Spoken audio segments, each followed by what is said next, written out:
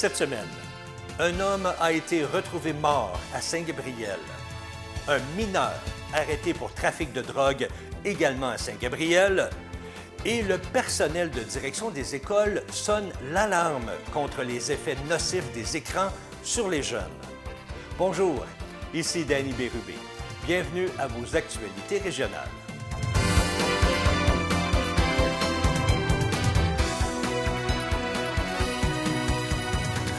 Bonjour à vous. J'espère que vous allez bien. Bienvenue à votre bulletin de la semaine du 23 septembre 2024. Un homme a été retrouvé sans vie dimanche matin à Saint-Gabriel.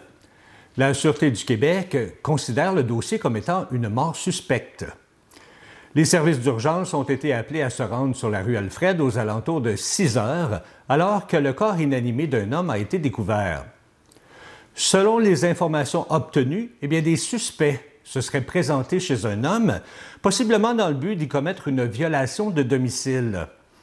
L'un d'entre eux aurait été abattu par arme à feu par le résident, un individu connu des milieux policiers. Toutefois, la Sûreté du Québec refuse de confirmer ces informations. Par contre, elle a confirmé qu'un individu, un homme âgé de 46 ans, était détenu relativement à cet événement. Cet homme a un casier judiciaire bien garni. Il a notamment fait de la prison après avoir été arrêté pour trafic de stupéfiants en 2016. Il subit d'ailleurs actuellement un procès pour des accusations de voies de fait et des menaces auxquelles il a plaidé non coupable.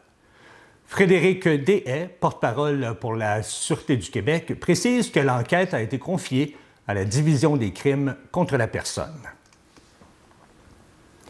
Les enquêteurs du poste de la Sûreté du Québec de la MRC de Dautré ont procédé jeudi de la semaine dernière à des arrestations relativement à une introduction par effraction survenue dans la nuit de jeudi à vendredi dernier à Saint-Ignace de Loyola. Un homme de 55 ans et une femme de 37 ans, tous deux de Trois-Rivières, en plus d'un homme de 41 ans de Notre-Dame-du-Mont-Carmel, ont été arrêtés. Vers les 3h15 du matin, des individus ont défoncé une porte pour entrer dans un dépanneur du chemin de la Traverse à Saint-Ignace de Loyola afin de voler le contenu d'un guichet. Plus tard, en journée, un patrouilleur a intercepté le camion suspect près de Berthierville. Les deux premières arrestations ont alors été effectuées. La troisième arrestation a été réalisée un peu plus tard sur la rue François-Duclos à Trois-Rivières lors d'une perquisition qui a permis de saisir des éléments de preuve. Les suspects ont été rencontrés par les enquêteurs. Ils ont été libérés sur promesse de comparaître assortis de conditions. Ils comparaîtront au Palais de justice de Joliette à une date ultérieure. Le 22 août dernier, les policiers du poste auxiliaire de la Sûreté du Québec, la MRC de Dautré, ont intercepté un véhicule sur la rue Saint-Georges à Saint-Gabriel pour une infraction liée à la sécurité routière. Lors de l'inspection, les agents ont découvert des wax pens à l'intérieur du véhicule, ce qui a mené à l'arrestation du conducteur, un jeune homme de 17 ans du secteur. Pour votre information, un wax pen ou stylo à cire est un appareil électronique portable conçu pour vaporiser des concentrés de cannabis. Le jeune homme a été appréhendé pour possession de stupéfiants, possession en vue de trafic, ainsi que possession de cannabis en vue de distribution. Au total, les forces de l'ordre ont saisi 32 cigarettes électroniques, 10 vapoteuses au THC aromatisé, 4 grammes de cocaïne et 61 grammes de psilocybine. Le suspect pourrait faire face à des accusations à une date ultérieure. Contrairement aux produits vendus légalement par la Société québécoise du cannabis, la SQDC, les wax pens obtenus illégalement ne sont soumises à aucun contrôle de qualité. Alors que la teneur maximale en THC des produits de la SQDC est de 30 %, il est supposé que ces dispositifs illicites peuvent contenir jusqu'à 99 % de THC. De plus, certaines études locales ont détecté des pesticides et autres contaminants interdits par Santé Canada dans le cannabis de provenance illégale. La forte concentration en THC présente dans ces produits accentue les risques pour la santé des consommateurs, augmentant les effets secondaires comme des nausées, des étourdissements, des vomissements, un sentiment de désorganisation, de l'anxiété et même des épisodes de psychose. Elle accroît également le risque de développer une dépendance ou de subir des troubles de santé mentale. Vapoter ces substances a également été associé à des risques de maladies pulmonaires graves. Les dangers sont encore plus élevés lorsque le cannabis est combiné à d'autres substances, telles que l'alcool ou certains médicaments sur ordonnance. Mercredi de la semaine dernière, un poids lourd a percuté un poteau électrique devant le 63 rue Saint-Gabriel à Saint-Gabriel. L'impact a été si violent que le poteau a été littéralement sectionné. Heureusement, aucun blessé n'est à déplorer. L'incident a entraîné une coupure de courant, privant certains résidents d'électricité de 18 h jusqu'à 5 h 30 le lendemain matin, le temps pour Hydro-Québec de rétablir la situation.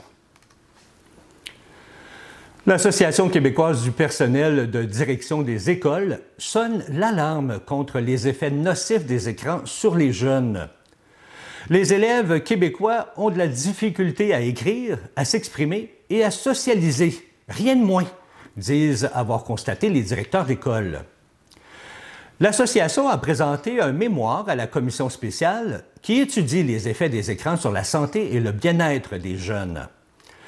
Elle a expliqué avoir sondé ses membres, qui ont largement répondu, être préoccupés par le fait que les élèves ont moins de capacité à décoder le non-verbal et les expressions faciales de leurs interlocuteurs. Sur le plan linguistique, des élèves de 5 ans parlent comme des enfants de 3 ans. Le langage étant étroitement lié à la gestion des émotions, de plus en plus d'élèves se désorganisent en classe et le personnel, comme les directions, doivent utiliser des mesures contraignantes pour intervenir. L'association souligne dans son mémoire que cette pratique était rarement nécessaire dans les écoles primaires il y a 3 ou 4 ans.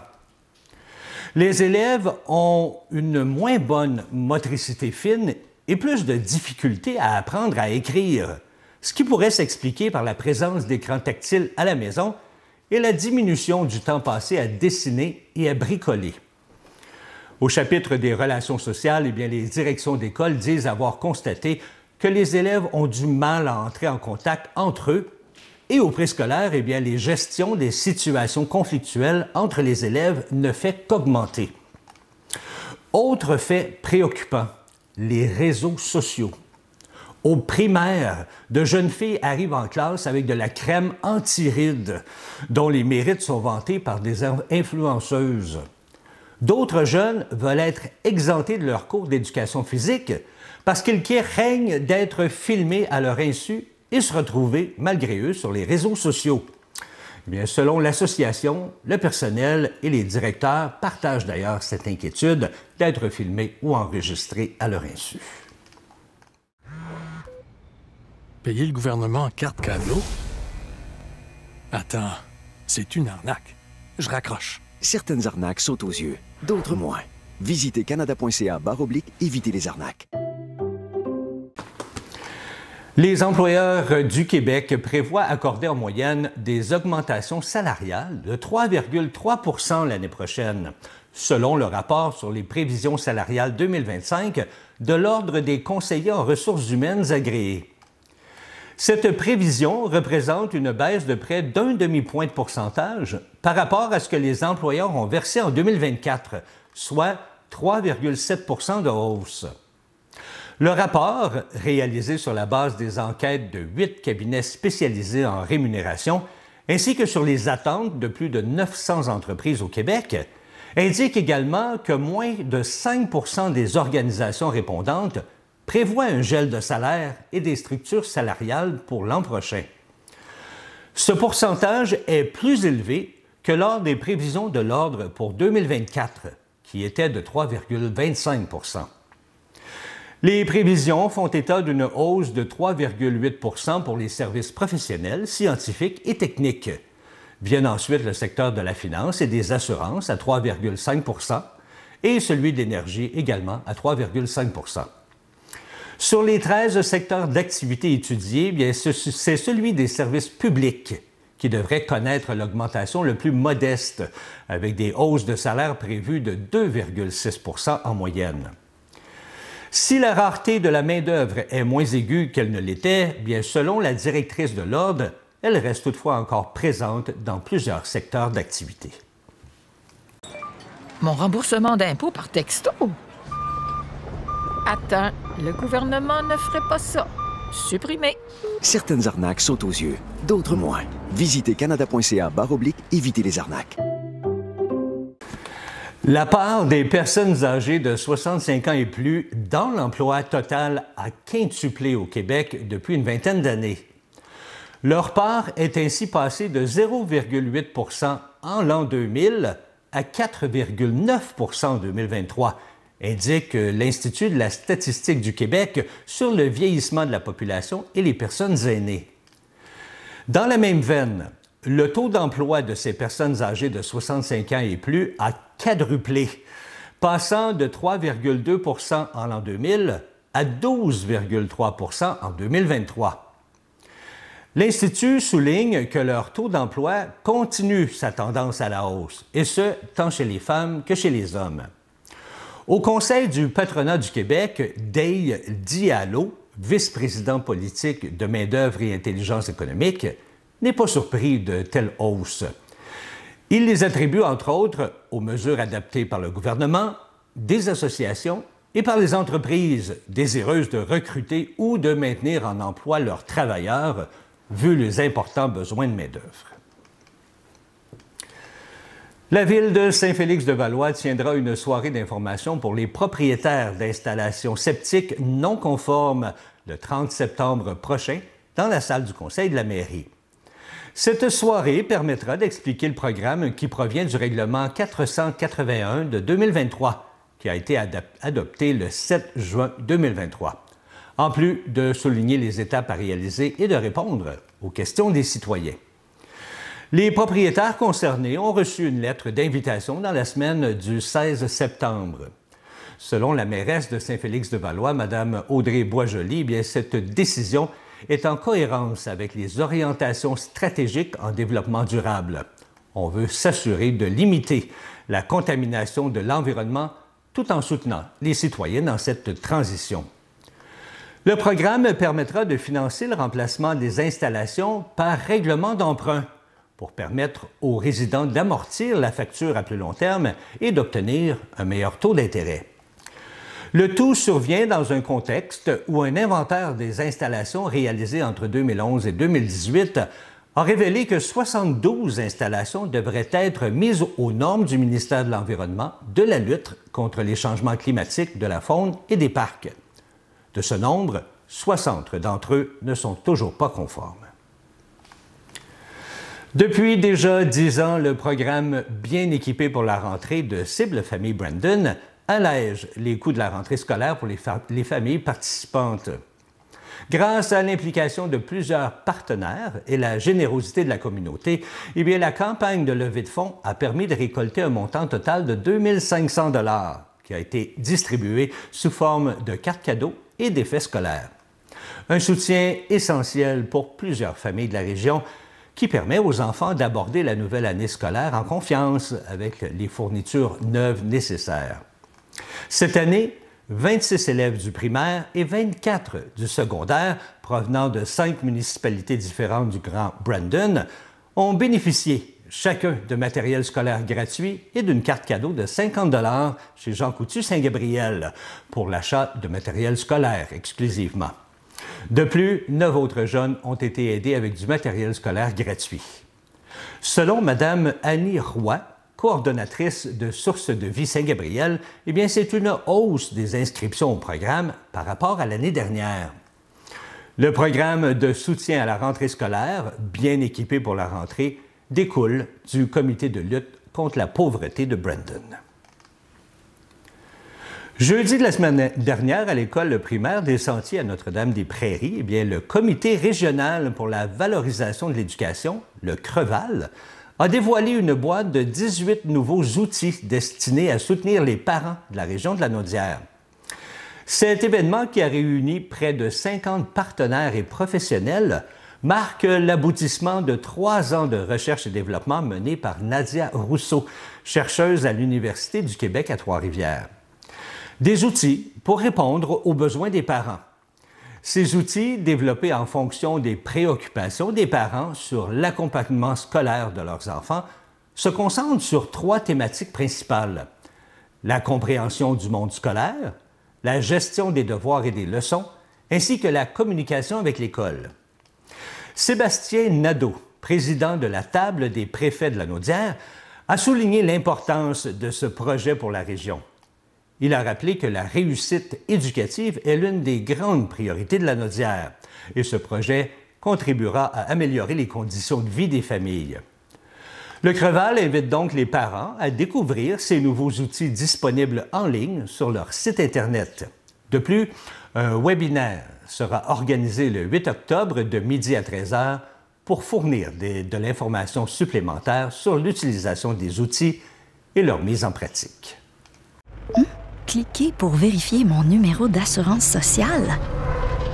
Attends, c'est une arnaque. Supprimez. Certaines arnaques sautent aux yeux, d'autres moins. Visitez canada.ca/éviter les arnaques. Ce samedi 28 septembre, eh bien, c'est la Journée de la culture à Saint-Gabriel. Un rendez-vous gratuit et surtout à ne pas manquer. On vous attend donc dans le stationnement avant du Centre sportif et culturel de Brandon de 13h à 17h. On vous suggère même de sortir vos bottes et vos chapeaux parce que l'école country de Julie Lépine vous proposera un enchaînement de danse country pour tous les âges. Et aussi pour les petits et même les plus grands, bien, on vous proposera également d'apprendre une chorégraphie de style hip-hop. Ça va être intéressant aussi. Et pour ceux et celles qui préfèrent assister que de danser, eh bien, le chansonnier Claude Réau-Roy vous offrira un spectacle de musique à partir de 15h45. Et même si vous n'êtes pas du genre danseur, bien, je vous mets au défi de rester assis sans bouger. Pour plus d'informations, vous pouvez visiter le site Internet de la ville de Saint-Gabriel. Toujours du côté de Saint-Gabriel, eh bien, la ville de Saint-Gabriel et la municipalité de Saint-Gabriel de Brandon, en collaboration avec Santé à cœur d'Autrey-Matawini, vous invitent à la grande marche pour le grand défi Pierre Lavoie. Que vous soyez seul, en famille, entre amis ou entre collègues, eh bien, c'est l'occasion de passer un agréable moment en plein air et de célébrer l'importance de l'activité physique.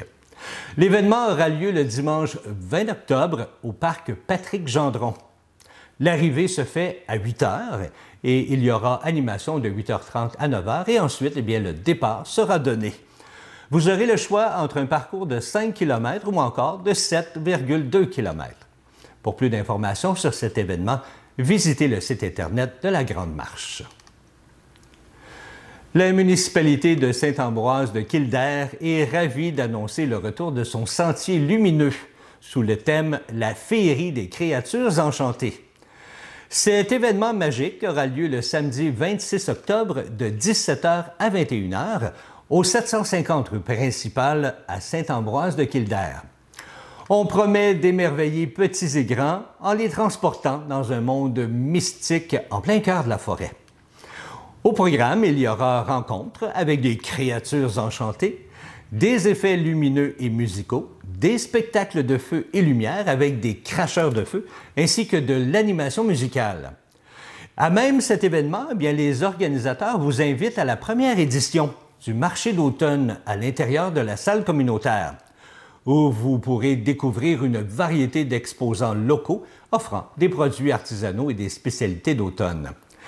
L'inscription est obligatoire pour participer au Sentier lumineux, mais le marché d'automne est accessible sans inscription. Alors, pour vous inscrire, rendez-vous sur le logiciel d'inscription Amelia dans la boutique de la municipalité de Saint-Ambroise de Kildare.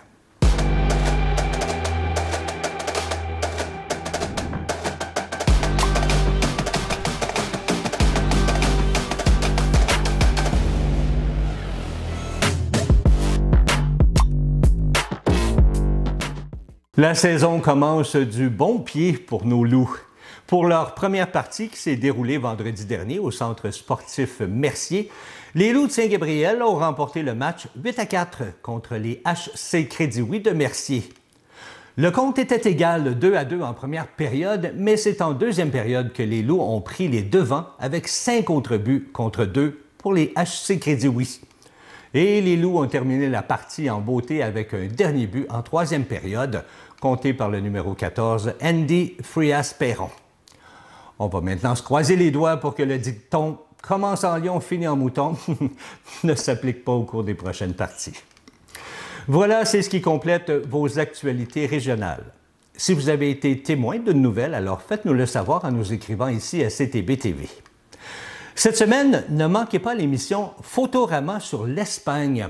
On vous amène en voyage avec nous en vous proposant des magnifiques photos de l'Andalousie et sa Costa del Sol, ainsi que la ville de Malaga et le village blanc de Mijas.